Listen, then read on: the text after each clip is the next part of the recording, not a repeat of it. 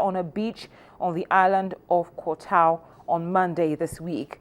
2 British men who spent time with the victims in the days before they died are now in police care in Bangkok. The men have not been formally detained or arrested, but had been prevented from leaving Thailand.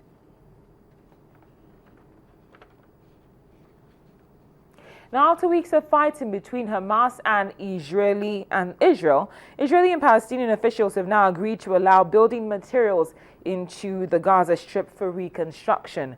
Robert Seri, who's the special coordinator for the Middle East peace process, says the Palestinian Authority would play a lead role in the reconstruction effort. According to him, it's a step towards the aim of lifting all restrictions on Gaza. More than 100,000 people were left homeless by the recent 50-day conflict between Israel and militants in Gaza.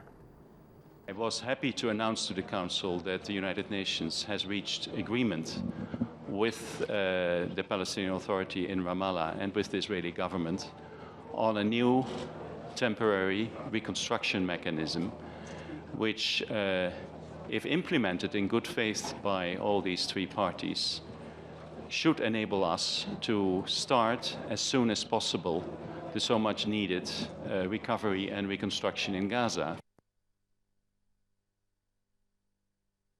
Well, we've been able to reconnect with the Voice of America's Carol Pearson, and she joins us again via Skype. Carol, thank you for joining us again.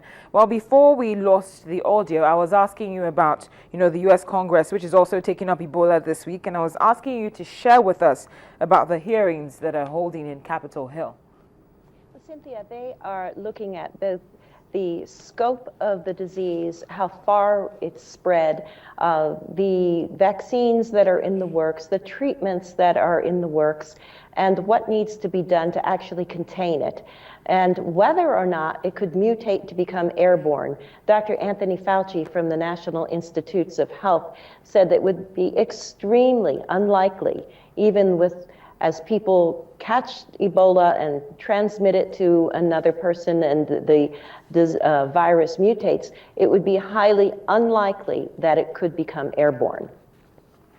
Now, just before I let you go, Carol, there have been numerous deaths on the part of health workers, for instance. What measures are being taken to make sure that there's not a recurrence now that, the U.S. is stepping in and sending troops and all that? What measures are being taken to ensure that they don't end up losing their lives? Well, they've been looking at Doctors Without Borders, MSF, and no doctor or healthcare worker involved with MSF has contracted the disease.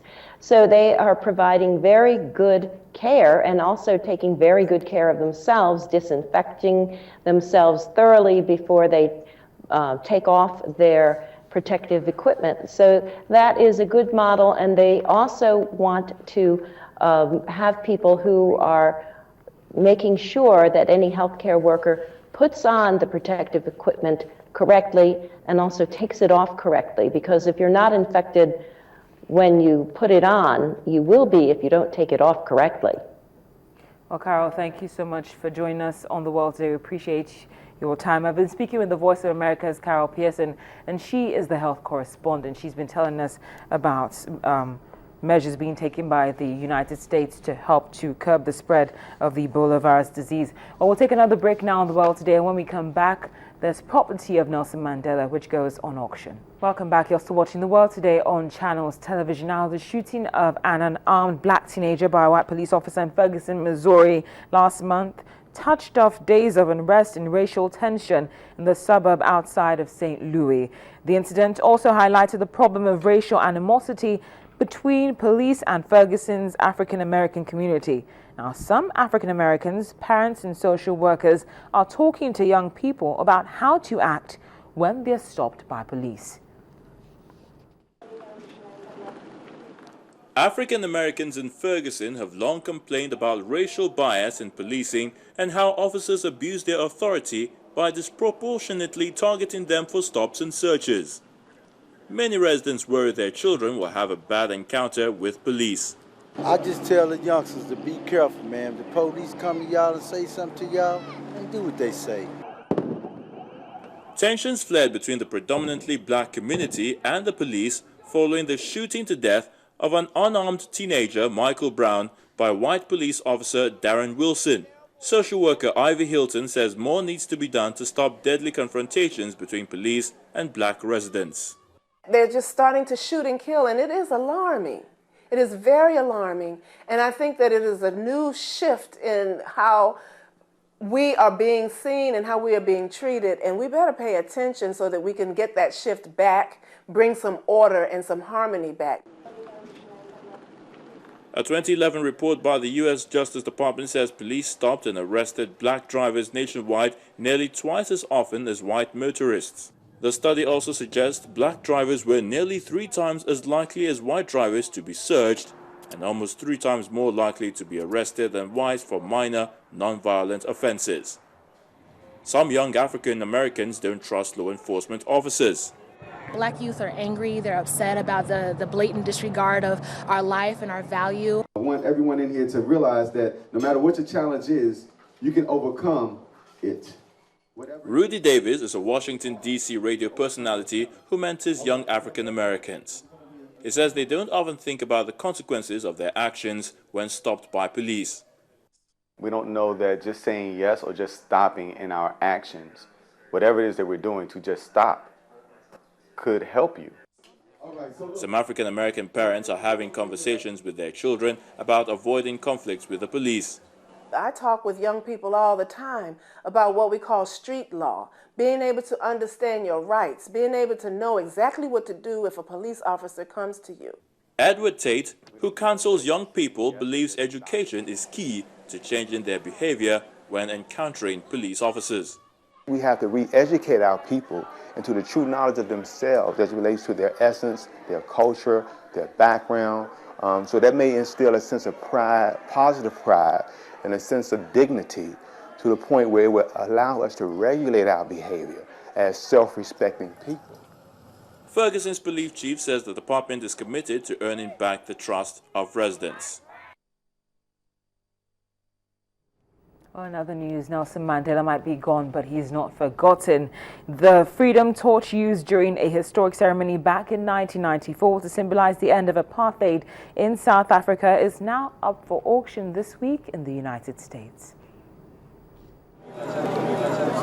2 decades ago, at the gates of Victor Verster's prison, hundreds gathered to hear former political prisoner Nelson Mandela begin a campaign to end white minority rule in South Africa.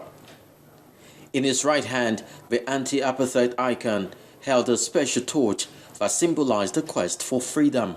This torch was used on February 2nd, 1994, outside of Victor Verster prison, where Nelson Mandela announced to the world that he was running for president of South Africa against de Klerk. And this is the torch that lit the flame of freedom. Bobby Livingston is with RR Auction, the company putting that torch up for bidding this week in Boston.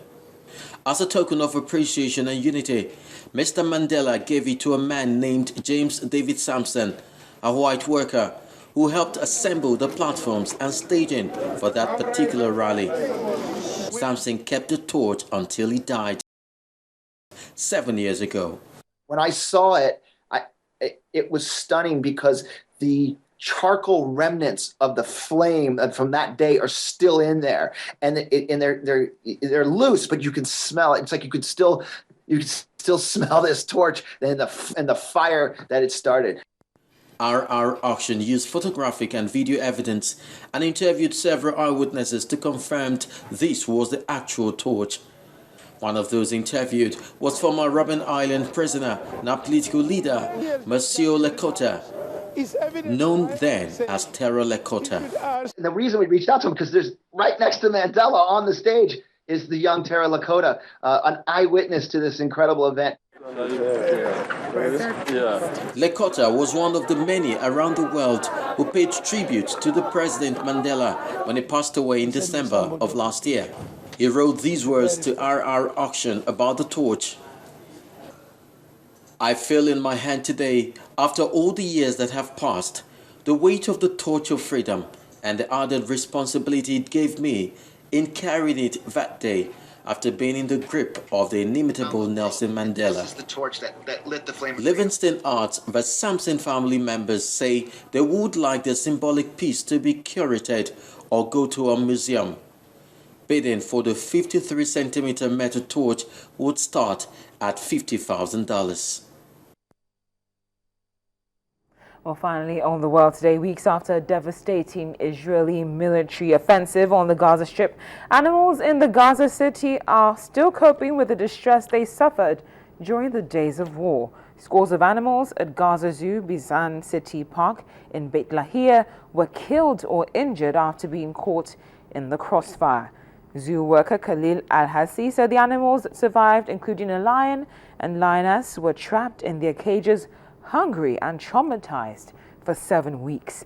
Around 86 animals were killed in the heavy shelling and airstrikes, including 10 monkeys, a peacock, a gazelle, a lion, and its 2 cubs, as well as a fox. Some cages and buildings at the zoo were damaged, food supplies ran low, and there was a shortage of water after pipes were hit. 50 days of war in one of the most densely populated parts of the world have left swathes of Gaza in ruins. As for reconstruction of the zoo, the International Four Paws Animal Welfare Organization has started an emergency relief project to help raise the 100. Well, that's the world today. Thank you for watching. I'm Cynthia Are.